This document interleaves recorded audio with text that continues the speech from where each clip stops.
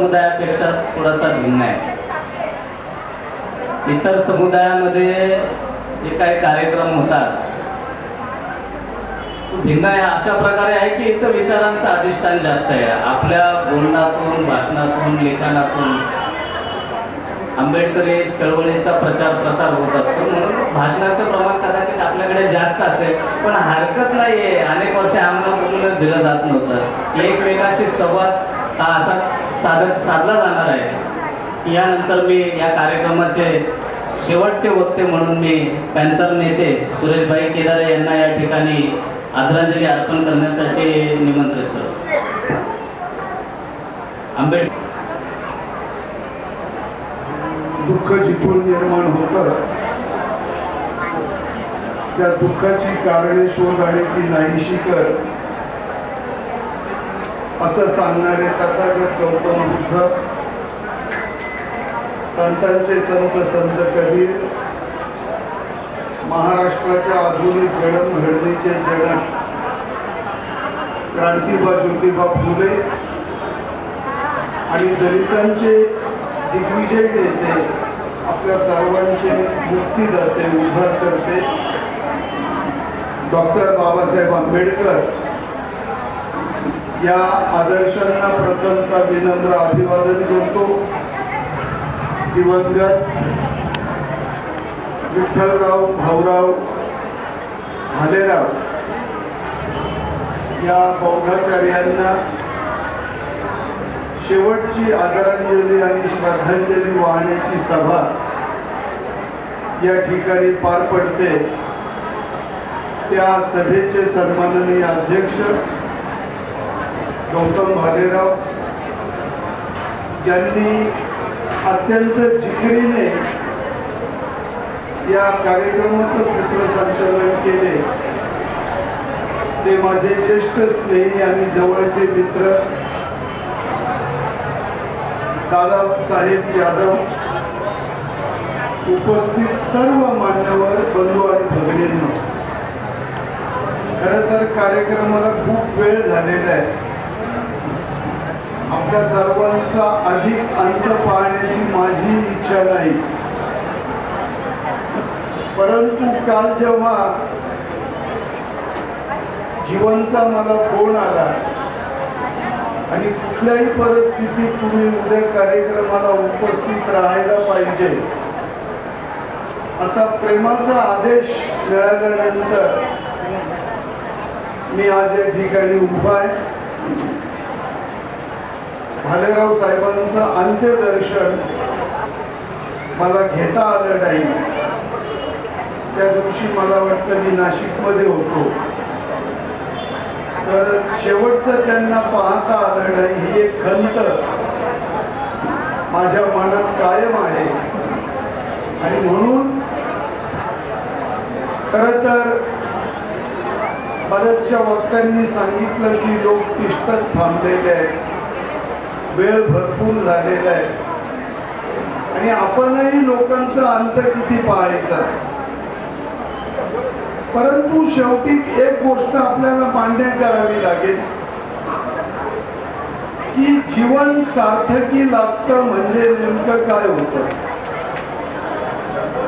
जन्माला आलेला माणूस हा एक ना एक दिवस जातो, तो मरतो. परंतु काही माणसं जगतात कशी, मरतात कधी हेही कळत नाही. आणि आज ही जी इथे सभा होते श्रद्धांजलीची, ही मला वाटतं विठ्ठलरावांच्या कर्तृत्वाची ही पावती आहे. कारण स्वतःसाठी जगणारी हजारो माणसं आपण पाहतो, स्वतःच्या कुटुंबासाठी जगणारी हजारो माणसं आपण पाहतो, परंतु सामाजिक उत्तरदायित्व मानून चळवळीचा एक भाग होऊन डॉक्टर बाबासाहेब आंबेडकरांच्या विचारांप्रती स्वतःचं आयुष्य हे समर्पित करणं हे सर्वांना शक्य होत नाही. आणि म्हणून आजच्या या श्रद्धांजलीची सभेबद्दल बोलताना मी असं म्हणेन की ह्या श्रद्धांजलीच्या सभेचं प्रयोजन काय असतं नेमकं? का करतो आपण एवढं 2-2, 3-3 तास, 4 तास आपण या ठिकाणी बसलोय, आपण वक्त्यांची भाषणं ऐकतोय, आपण दिवंगत व्यक्तीच्या विविध पैलूंचं, त्यांच्या जीवनातल्या विविध संघर्षाचं आपण ज्या वेळेला इथे अवलोकन करत असतो त्यावेळेला एक गोष्ट आपण मान्य केली पाहिजे की आपण बुद्धाचे अनुयायी आहोत. डॉक्टर बाबासाहेब आंबेडकरांनी तथागताचा बुद्ध धम्म आपल्याला दिला. त्या बुद्ध धम्माचं प्रमुख सूत्र आहे कार्यकारण भाव. त्या धम्माचं प्रमुख सूत्र आहे प्रतीत्य समुत्पाद. आणि तो प्रतीत्य समुत्पाद काय असतो तर कोणतीही गोष्ट ही कारणाशिवाय घडत नाही. सृष्टीतल्या प्रत्येक घडणाऱ्या घटनांमागे एक निश्चित असं कारण असतं. तसं ही जी श्रद्धांजलीची सभा आपण करतो, ज्याला आपण पुण्यानुमोदन म्हणतो, आपण काय वैदिक संस्कृती मानत नाही. आपण बौद्ध धर्माच्या रीतिरिवाजाप्रमाणे, संस्काराप्रमाणे आपण निरीश्वरवादी आहोत. आपण ईश्वरही मानत नाही. आपण अनात्मवादी आहोत, म्हणजे आपण आत्माही मानत नाही.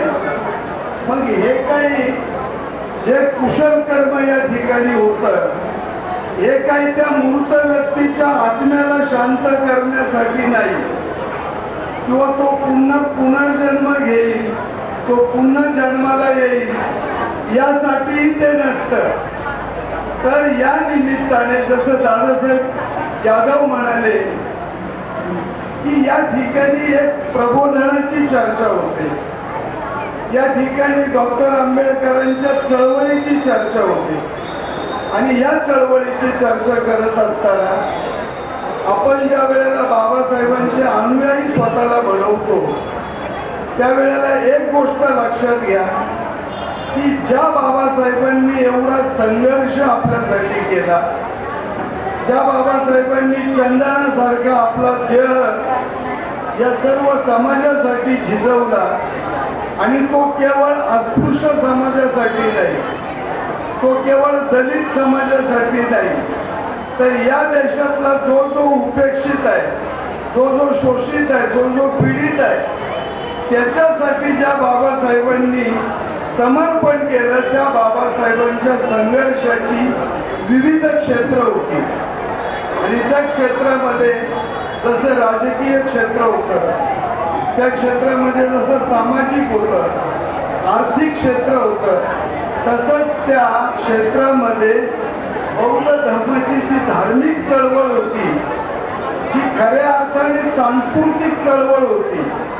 आणि या देशामध्ये डॉक्टर बाबासाहेब आंबेडकरांची सांस्कृतिक चळवळ, ज्याला बौद्ध धर्माची शिकवण किंवा जो मार्ग, त्यातला दार्शनिक भाग अभिप्रेत आहे, ती खऱ्या अर्थाने या देशामध्ये झाली नाही, ती होऊ शकली नाही. बाबासाहेबांनंतर त्या ताकदीचा, त्या कुवतीचा आणि तेवढा मजबूर असलेला नेता आपल्याला लाभला नसल्यामुळे आज या चळवळीची जी वाताहत झाली, आज या चळवळीची जी शोकांतिका झालेली आहे, तिचा शहाणपणाने, तिचा डोळस असा आढावा घेऊन त्या दृष्टीने मार्गाक्रमण करणारी जी पिढी होती, त्या पिढीमध्ये मला वाटतं विठ्ठलराव भालेराव होते की ज्यांनी एका धार्मिक कार्यकर्त्यासाठी, आणि ते धार्मिक कार्य म्हणजे निवळ त्रिसरण पंचशील म्हणणं नव्हे, ते नुसतं तथागताच्या गाथा म्हणणं नव्हे, तर तथागत गौतम बुद्धाने जो कार्यकारण भाव सांगितला, आणि तो कार्यकारण भाव हा जसा तुमच्या जीवनाशी संबंधित आहे, तसा तो सामाजिक घडामोडींशी संबंधित आहे, तसा तो राजकीय घडामोडींशी संबंधित आहे. आणि तो कार्यकारण भाव म्हणजे प्रतीत्य समुत्पाद.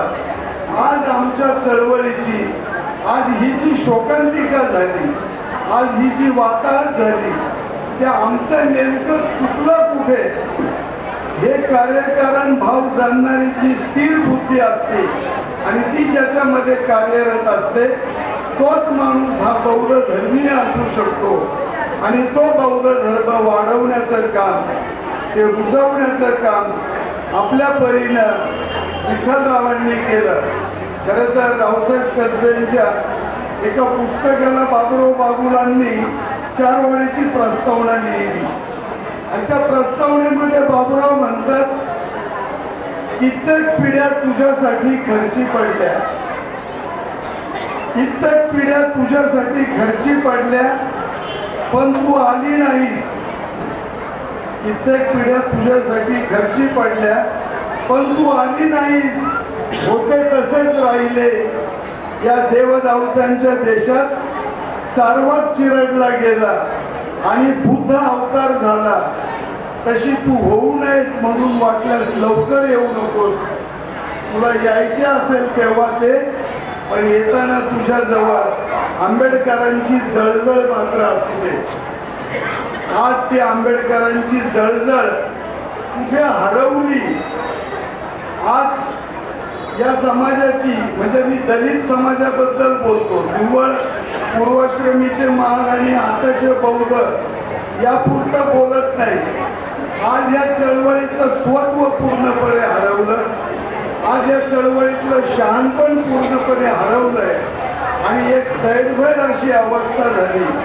आणि या अशाही सैरभैर झालेल्या अवस्थेत ज्या वेळेला जीवन भालेराव सारखा एक उत्साही आणि धडाकेबाज कार्यकर्ता हा आंबेडकरी संकल्पनेसाठी, आंबेडकरी तत्वांच्या रुजवण्यासाठी म्हणून जे काम आपल्या परीने करतो, हे मला वाटतं विठ्ठलरावांनी दिलेले संस्कार आहेत. आणि हा चळवळीचा वारसा, वडिलांनी आखून दिलेला मार्ग, हा जीवन आपल्या परीने पुढे चालू ठेवेल. आणि तो आंबेडकरी चळवळीमध्ये जे बेईमान झालेले आहेत, जे विचारांचे बेईमान आहेत, जे सांस्कृतिक अर्थाने बेईमान आहेत आणि ज्यांना कसलीही काहीही धरबंध राहिलेला नाही, ह्या लोकांमुळे आज बाबासाहेबांचा हा विचार, आज पाहता पाहता या देशामध्ये हा क्रांती आणि प्रतिक्रांतीचा मोठा इतिहास आहे या देशाला. पण आज फुले शाहू आंबेडकरांचा महाराष्ट्र पाहता पाहता हा गोळवलकर, सावरकर आणि हेडगेवारांचा कसा झाला, याची कारणं जर आपण शोधणार नसू तर मला वाटतं आपण खऱ्या अर्थाने आंबेडकरवादी नाही. आणि त्या आंबेडकरीवादी होण्यासाठी एक चर्चांची देवाणघेवाण, विचारांची देवाणघेवाण थोडं महत्वाचं असतं. आणि मला वाटतं आजच्या श्रद्धांजलीच्या सभा हे त्या अर्थाने एक माध्यम असलं पाहिजे असं मी मानतो. आणि म्हणून जसं वाडवडिलांच्या नावानं मिशीला तूप लावून फार दिवस काढता येत नाही, त्यासाठी स्वतःचं असं कर्तृत्व असावं लागतं. आणि ते कर्तृत्व घेऊन आज खऱ्या अर्थाने जीवन भालेराव आपल्या मजकुराप्रमाणे काम करतोय, याचा मला सार्थ अभिमान आहे. आणि त्याच्या एका कालच्या फोनवर मी या ठिकाणी इथे हजर राहिलो. मी आपला अधिक अंत बघणार नाही. मी पुन्हा एकदा माझ्या केदारे परिवाराच्या वतीनं आणि पद्मश्री नामदेव ढसाळ प्रणित दलित पॅंथरच्या वतीनं विठ्ठलराव काकांच्या भावपूर्ण स्मृतींना अभिवादन करतो, त्यांना आदरांजली वाहतो, आपली रजा घेतो. जय भीम, जय महाराष्ट्र, जय भारत.